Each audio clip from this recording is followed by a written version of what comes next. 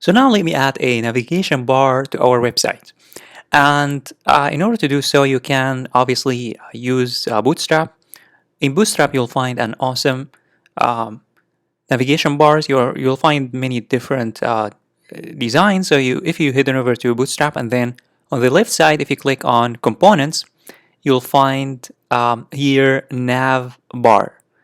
Click on nav bar, and there are many navigation bars. As you can see, you can pick out whatever you want. So for example, I'm gonna pick out this one because it suits my design and my goal. This one that has um, only two buttons, or three buttons actually. This one, so it has home and then two buttons and one disable. So I'm going to copy this, and then in our website, in the index.html, I'm going to paste it. Specifically, I'm going to paste it here at the top, and I'm going to remove this h1. We no longer need this h1. So I'm going to remove this h1, and then I'm going to replace it with the navigation bar. And now if you save in our website, if you save and head on over to the browser and refresh, guess what? You'll find that the navigation bar is now available in all pages. So it's available. If you go to the main page, you'll find that it's available. And if you go to the simple route and then hit enter, as you can see, it's also available.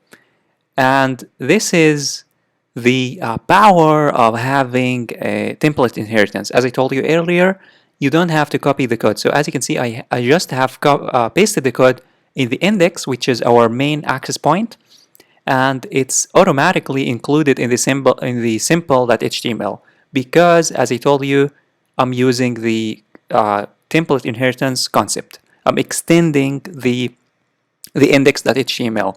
In other words, the simple is just a child of the index. So the index is the parent, and anything that is available in the index is going to be passed on to the simple. So as you can see, now we have this awesome navigation bar, but we need to work on it further. So here it says nav, home, features, pricing. We want to change these words, so I'm gonna change these things. So here, nav bar, it should be something else. Let me say calculator. And then here, home, I'm going to leave it as is. We have here features. I'm going to say simple. And then I'm going to say here advanced. And then we don't need this disabled. So I'm going to remove this disabled from my website. I'm going to remove it. And now if you save and refresh, guess what? Now we have the brand name of my website is different. We have the home, simple, and advanced.